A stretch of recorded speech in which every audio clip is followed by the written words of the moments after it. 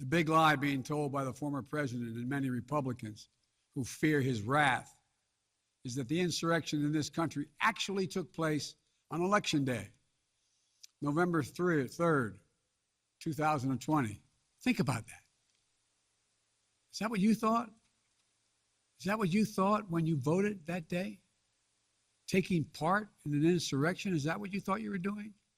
Or did you think you were carrying out your highest duty as a citizen and voting? The former president's supporters are trying to rewrite history. They want you to see Election Day as the day of insurrection. And the riot that took place here on January 6th as a true expression of the will of the people. Can you think of a more twisted way to look at this country, to look at America? I cannot. Here's the truth.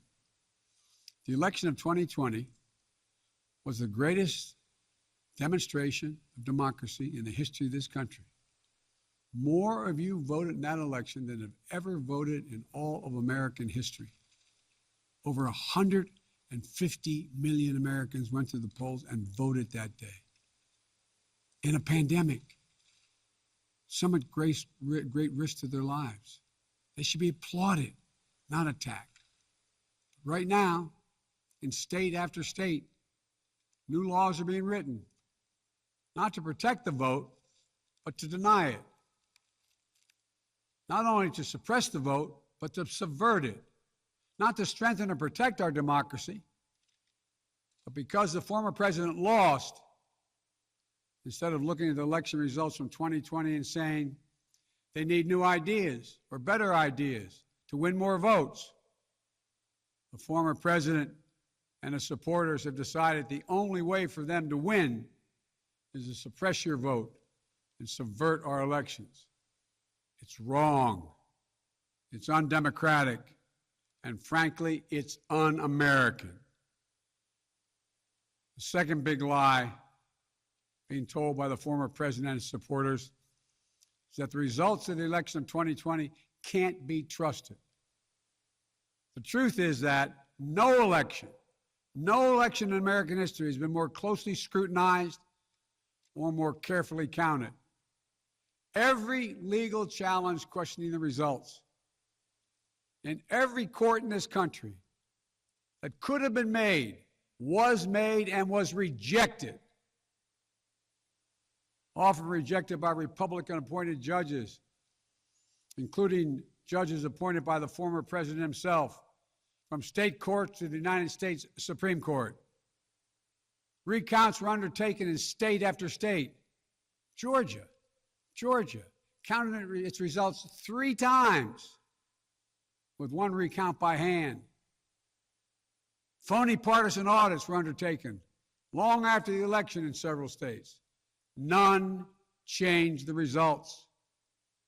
And in some of them, the irony is the margin of victory actually grew slightly. So let's speak plainly about what happened in 2020. Even before the first ballot was cast, the former president was preemptively sowing doubt about the election results. He built his lie over months. It wasn't based on any facts. He was just looking for an excuse, a pretext, to cover for the truth. He's not just a former president. He's a defeated former president. Defeated by a margin of over 7 million of your votes in a full and free and fair election. There is simply zero proof the election results were inaccurate.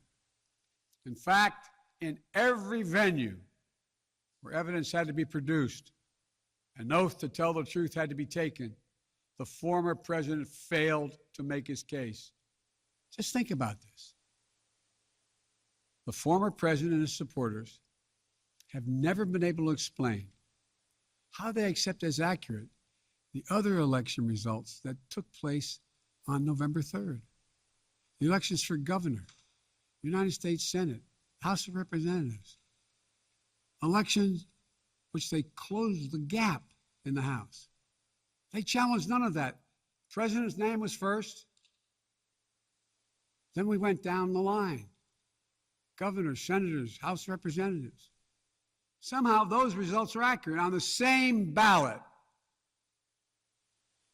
But the presidential race was flawed. And on the same ballot, the same day, cast by the same voters,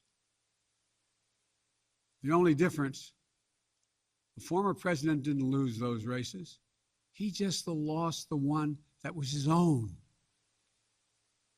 Finally, the third big lie being told by a former president and his supporters is that the mob who sought to impose their will through violence are the nation's true patriots. Is that what you thought when you looked at the mob ransacking the Capitol, destroying property, literally defecating in the hallways, rifling through the desks of senators and representatives, hunting down members of Congress? Patriots? Not in my view. To me, the true patriots were the more than 150 Americans who peacefully expressed their vote at the ballot box. The election workers who protected the integrity of the vote. And the heroes who defended this Capitol. You can't love your country only when you win. You can't obey the law only when it's convenient. You can't be patriotic when you embrace and enable lies. Those who stormed this Capitol, and those who instigated and incited, and those who called on them to do so, held a dagger at the throat of America, at American democracy. They didn't come here out of patriotism or principle. They came here in rage, not in service of America, but rather in service of one man. Those who incited the mob, the real plotters who were desperate to deny the certification of this election, and defy the will of the voters. But their plot was foiled. Congressmen, Democrats, and Republicans stayed. Senators, representatives, staff, they finished their work the Constitution demanded. They honored their oath to defend the Constitution against all enemies, foreign and domestic.